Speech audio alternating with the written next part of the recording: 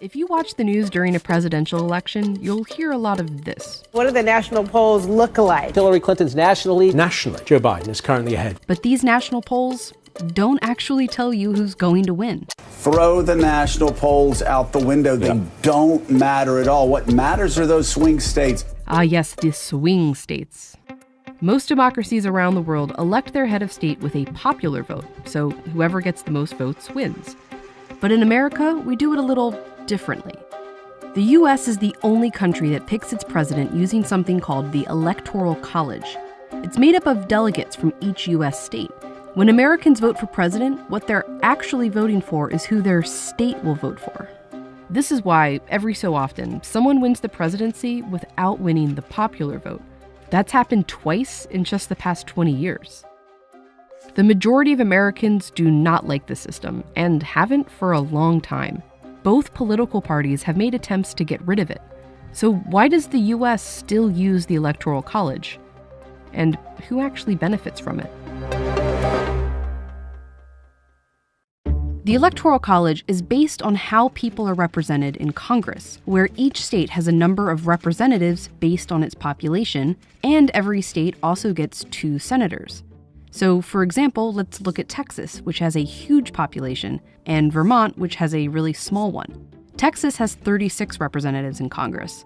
Vermont only gets 1. Representatives in both states each represent roughly the same number of people. In the Electoral College, a state gets the same number of delegates as their congressional representatives, plus 2 for each senator.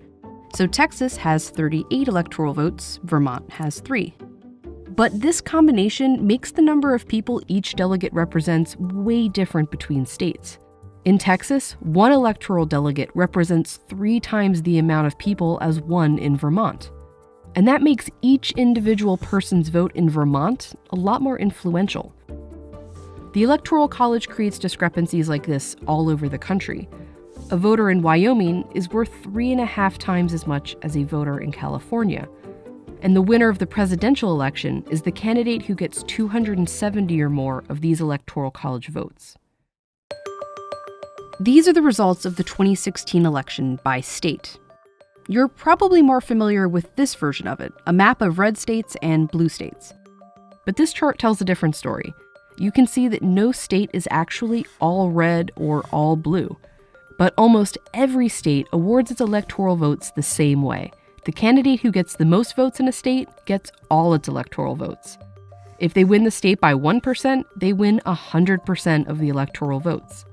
In 2016, more than 4 million people voted for Donald Trump in California. In fact, more people voted for him there than in any other state except for 2. But it didn't matter. Hillary Clinton got more votes there, so she got all 55 of its electoral votes. Clinton never even campaigned in California. Polling showed she'd easily win the state.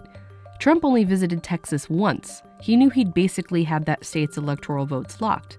But they both visited Florida 35 or more times. That's because Florida is usually a swing state. Polls show that the vote there could swing to one party or another nearly every election. Trump only won it in 2016 by 100,000 votes, out of more than 9 million. Swing states have changed over time thanks to shifting demographics and political views, and it's states like these where presidential candidates spend most of their time campaigning. It also means these states have way more influence over the election than these ones. A study found that voters in Michigan had 51 times the amount of influence on the 2016 election as someone from a state like Utah. Voters in states like California or Missouri mattered very little.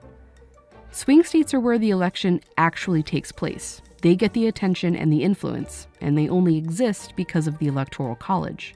It doesn't seem very fair, but the Electoral College has always shifted power away from some people and towards others. It was how it was designed.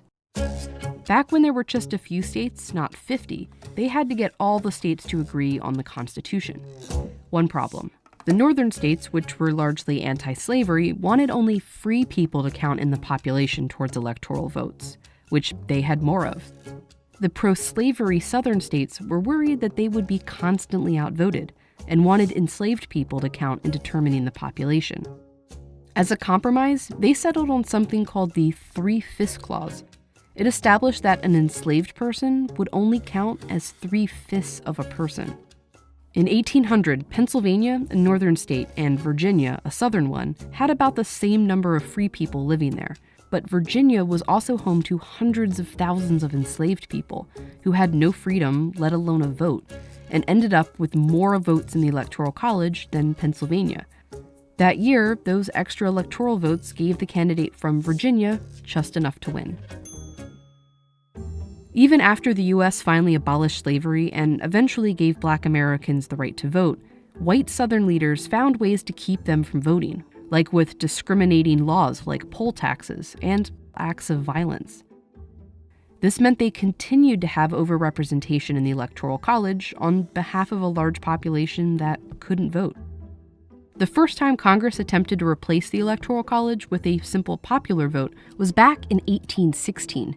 But senators from southern states blocked it, saying it would be deeply injurious to them. In 1969, Congress came even closer. Replacing the Electoral College had support in both parties, and even passed the House, but it was blocked again by southern senators. A senator from Alabama wrote, "The Electoral College is one of the South's few remaining political safeguards. Let's keep it. Why change a system that historically had, and still was, benefiting white Southerners?" Today, the states that the Electoral College benefits have changed, but it's still making some voters more powerful than others. If we look at the states with a lot of electoral votes for not a lot of people, and the states with a little electoral votes for a lot of people, these states are a lot wider and less diverse than the rest of America. And many of these states are Republican strongholds. These tend to vote Democratic. That's one reason the two most recent Republican presidents have won the Electoral College without winning the popular vote.